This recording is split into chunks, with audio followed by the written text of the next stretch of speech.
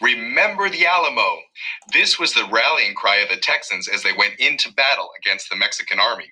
It's one of the most instantly identifiable phrases in our history and an important part of the story of Texas independence. So, how did Texas independence come to be? When President Jefferson made his deal to purchase the Louisiana Territory from France, the United States gained a new next door neighbor, Texas, a very sparsely populated Spanish colony of Mexico. When white settlers began the great move west of the Appalachian Mountains in the early 1800s, Spain resisted any Americans attempting to move into Texas. Then, Spain finally allowed a land grant to an American in 1821. A short while later, Mexico claimed ownership of this land after they achieved independence from Spain. The first colony of Americans agreed to live as Mexicans, worshiping in the Roman Catholic Church and speaking Spanish. Since Texas was ideal for cotton farming, the land lured cotton farmers from the southeast. As the colony prospered, Mexico issued more land grants to Americans. By 1830, there were more than 20,000 American Texans.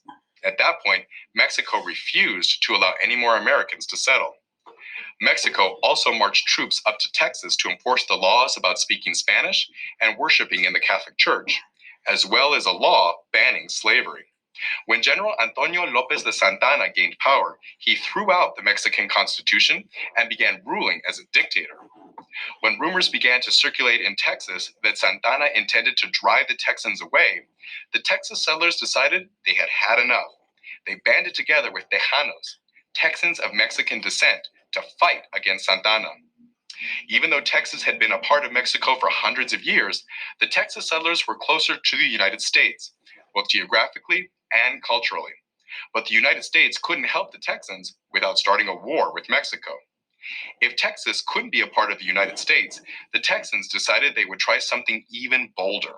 They would declare their independence to become the Republic of Texas. The Texans succeeded in driving away Mexican troops from the town of Gonzales. Santa Anna then marched north with a large army, determined to crush the Texas rebellion. Santa Anna's army surrounded the Texans at San Antonio, where 150 poorly equipped volunteers had taken up positions in an old Spanish mission you may have heard of, the Alamo. Imagine the Texans' surprise when they looked out of the mission to see 6,000 troops. The Alamo was pounded with cannonballs for days before Santa Anna's troops attacked and overtook the mission. Most of the remaining Texans were killed in close combat, and all but a few survivors were executed afterwards. Just a few weeks later, several hundred Texas volunteers were killed at Goliad after surrendering to Mexican troops, angering Texans and sympathetic Americans even more. The holdout and sacrifice the Texans made at the Alamo inspired Texans. More volunteers joined from the United States. The Texas Army was soon large enough to surprise and defeat Santa Anna's army near the San Jacinto River. The Texans charged into battle crying, "Remember the Alamo and remember Goliad!" By defeating the Mexican army, Texas gained its independence. This made it possible for Texas to become a part of the United States years later. So what do you think? Would the Texans have gained their independence if the massacres at the Alamo and Goliad had not occurred? Lesson 6. New Spain and Independence for Texas. In the 1840s, New Mexico Territory included present-day Arizona, New Mexico, Nevada and Utah, and parts of Colorado. California lay to the west. This huge region, ruled by Mexico, was southwest of the unorganized territory that the United States acquired through the Louisiana Purchase. Get ready to read. Start up. The men in this painting were skilled with horses, roping, and caring for cattle. How are they similar to the American cowboy? Guiding questions. What were the causes and consequences of Texas independence? How did Mexican and American settlements affect the development of the Southwest? What was life like for the Spanish and American Indians who lived in California and New Mexico? Vocabulary. Puebloan. Santa Fe Trail. Mission. Self-sufficient. Vaquero. Dictator. Alamo. Siege. Academic vocabulary. Specify. Generally.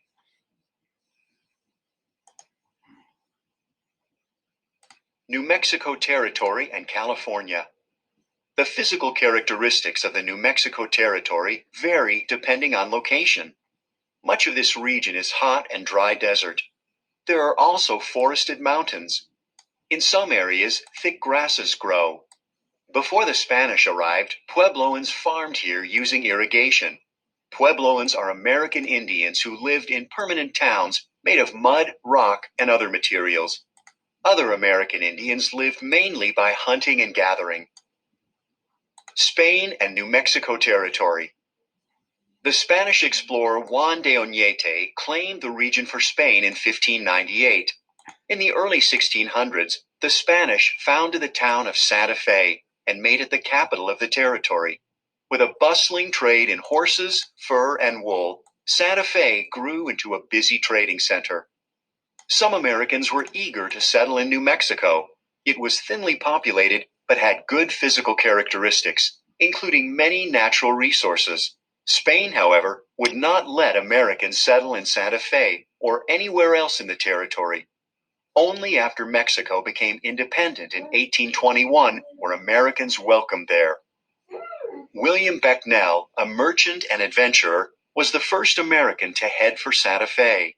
In 1822, he led some traders from Franklin, Missouri, up the Arkansas River and across the plains to the New Mexico town. Other Americans soon followed Becknell's route, which became known as the Santa Fe Trail. Spanish settlements in California.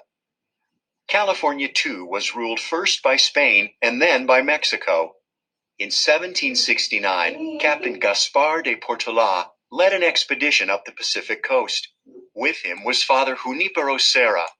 Father Serra built his first mission in San Diego. He and other missionaries set up a string of 21 missions along the California coast. The Spanish built forts nearby. Each mission complex included a church and the surrounding land. Each became self-sufficient or able to produce enough for their needs. The missions had large herds of cattle and sheep, as well as gardens and orchards. They produced enough food for their own needs, and sometimes enough to supply neighboring forts and pueblos. Before the Spanish arrived, American Indians in California lived in small, scattered groups. As a result, they had little success resisting the Spanish soldiers who made them work on mission lands. They were forced to herd sheep and cattle and raise crops for the missions. In exchange, they received no pay, only food and clothing. Many were forced to live at the missions and practice the Roman Catholic faith. Mission life was harsh for the American Indians. They were forced to give up their culture. Families were often separated, and thousands of American Indians died from overwork and disease. Culture and tradition on Mexican ranches. In the 1820s, newly independent Mexico decided that California's economy was growing too slowly. Hoping to speed up growth, the government took land from the missions and gave it to individuals. These land grants were usually given to wealthy people. The landowners set up huge cattle ranches called ranchos and became rancheros or ranch operators. A new culture began to develop among the rancheros. Their lives centered on cattle raising and the selling of beef and hides. Cattle ranching grew to become the principal business in California. Rancheros gained great wealth and occupied a high social class. They married and socialized with other rancheros and with wealthy merchants. A new culture also developed among some workers on the ranches, the culture of the vaqueros. Vaqueros were the Indian and Mexican cowhands who tended the cattle and other animals. They were excellent riders and ropers, and their traditions strongly influenced later cowhands throughout the West. Reading check. Summarize. Who were the vaqueros?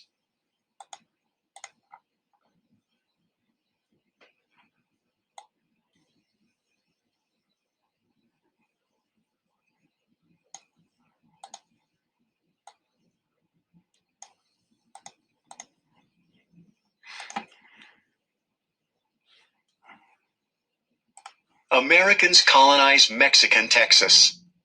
In the early 1800s, Texas was part of a Spanish province in the colony of New Spain, or Mexico.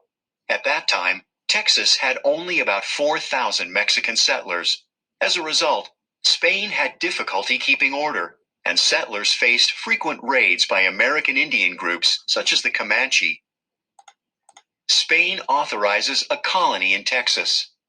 In 1820, Spain gave Moses Austin a land grant and permission to colonize Texas with 300 Catholic families. Although Austin died before he could set up a colony, his son Stephen took over the grant. Also around this time, in 1821, Mexico gained its independence from Spain. Stephen Austin had no trouble finding settlers. By the 1820s, most of the land in the United States that was arable or suitable for farming was already occupied. There was a scarcity or short supply of affordable fertile land, or land that is good for growing crops. When it was available, good farmland was expensive. In Texas, by contrast, there was a large supply of fertile land that settlers could buy cheaply. Many Americans were eager to buy this land and settle in Texas. Austin founds a colony. Austin gathered the 300 families, and in late 1821, they began settling the colony. Many settlers came from the cotton country of the Southeast. Some built large cotton plantations and brought in enslaved African Americans to work the land. As Austin's colony grew, Mexico gave Austin several more land grants. Grants were also given to other entrepreneurs like Austin to attract settlers to Texas. Some of these settlers were from Mexico, but the largest number came from the United States. By 1830, about 20,000 Americans had moved to Texas. Reading check.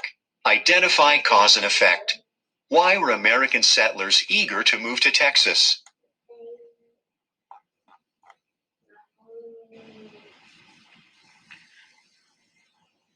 Okay, to answer these questions, where did Stephen Austin establish a colony in Mexico? Why originally was this supposed to happen? 300 Catholic families were supposed to go to Texas so they could practice their religion. That is the major reason. I don't know if the book is going to tell you. We'll find out together. They were told not to bring slaves. As you can see in the yellow part, they did. They set up cotton plantations and used slave labor. And why were Americans eager to move to Texas? Land was cheap, and in the United States at the time, it was hard to come by and very expensive.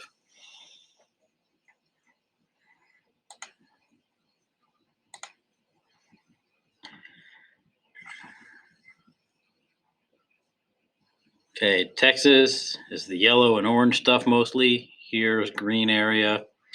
This big, huge area near the Gulf of Mexico. This was all Mexican territory in 1824. Notice all of Texas is part of Mexico in 1824.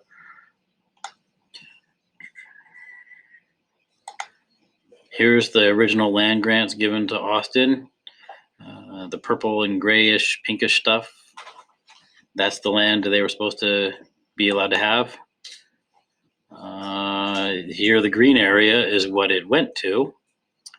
And here's the orange stuff is what these people that were supposed to be here were all claiming belonged to them. Mexico gave them permission to use a little bit of land, and they took a lot. Conflict with the Mexican government. In return for their land, Mexican government specified that Austin and the original American settlers must become Mexican citizens and worship in the Roman Catholic Church. Later American settlers, however, felt no loyalty to Mexico. They spoke little or no Spanish, and most were Protestant. These and other differences led to conflicts between the settlers and the Mexican government. Mexico tightens its grip on Texas. In 1830, Mexico barred any more Americans from settling in Texas. Mexico feared that the Americans would try to make Texas a part of the United States. The United States had already tried twice to buy Texas from Mexico. To assert its authority, Mexico sent troops to enforce laws requiring Texans to worship in the Catholic Church and banning slavery. American settlers opposed these laws. The law against slavery was a serious problem for them. Many had brought enslaved people with them and relied on enslaved workers to grow cotton. In 1833, General Antonio Lopez de Santa Anna gained power in Mexico. He rejected the Mexican Constitution and attempted to govern the nation as dictator. A dictator is a ruler with absolute power and authority. Texans rebel. By October 1835, Americans in Texas decided that the time had come for action. They had the support of many Tejanos, people of Mexican descent born in Texas. Tejanos did not necessarily want independence from Mexico. However, they did want to be rid of the dictator, Santa Anna. In October 1835, Texas settlers in the town of Gonzales clashed with Mexican troops. 2 months later, Texan settlers occupied the town of San Antonio. Determined to stamp out the rebellion, Santa Anna marched north with a large army. Reading check. Identify cause and effect. Why were U.S. settlers opposed to Mexican laws?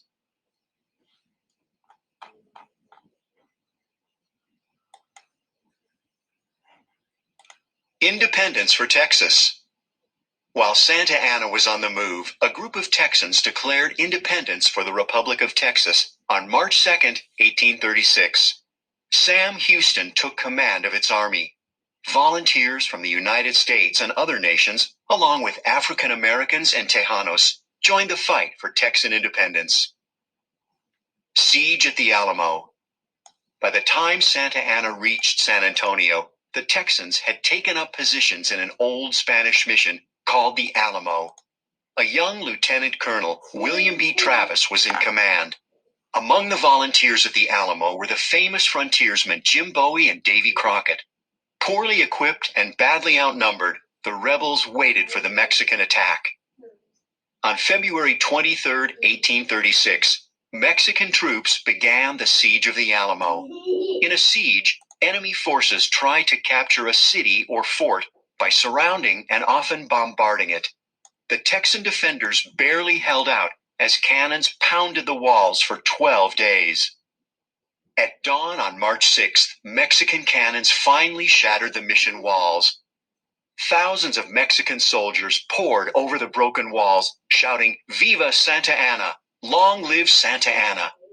In the end, about 180 Texans and almost 1,500 Mexicans lay dead. Most of the few Texans who survived were executed. The Battle of San Jacinto.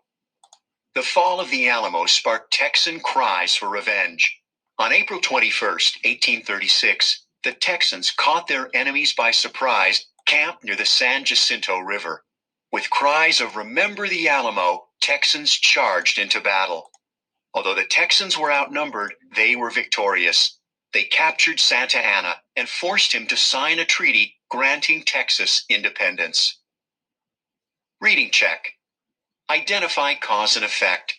What was the key to the Texans' victory at San Jacinto?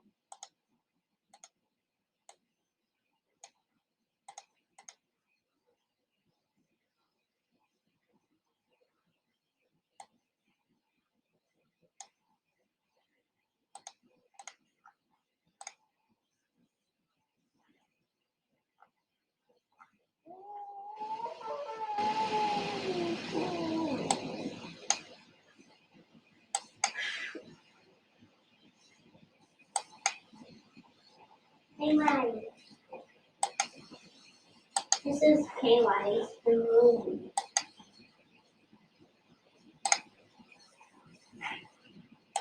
The Republic of Texas is born. After winning independence, Texas declared itself a republic. A constitution was written, using the United States Constitution as a model. Issues facing the new country. Texas's new constitution treated Mexicans in Texas harshly. It denied Mexicans citizenship and property rights if they could not prove that they had supported the revolution. Many chose to give up their lands and flee. The new country faced other problems. First, the government of Mexico refused to accept the treaty that Santa Anna had signed. Mexicans insisted that Texas was still part of Mexico. Second, Texas was nearly bankrupt. Third, Comanche and other Indian groups threatened to attack small Texan communities. Most Texans thought that the best way to solve these problems was to become part of the United States.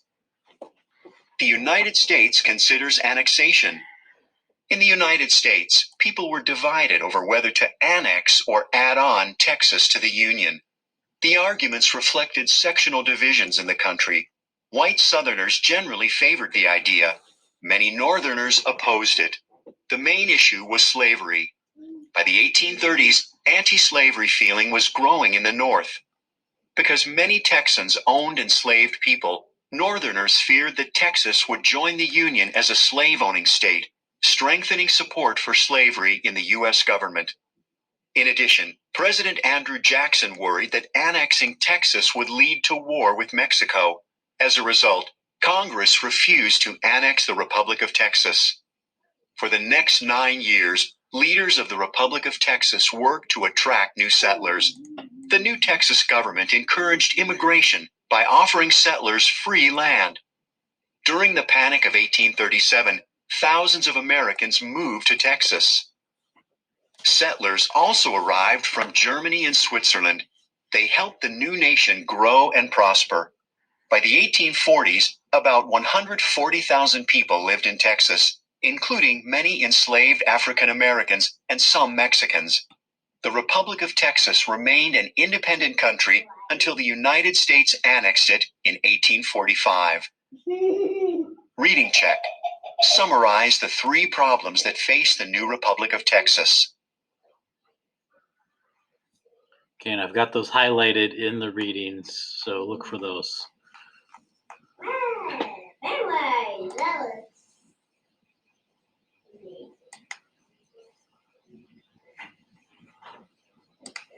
was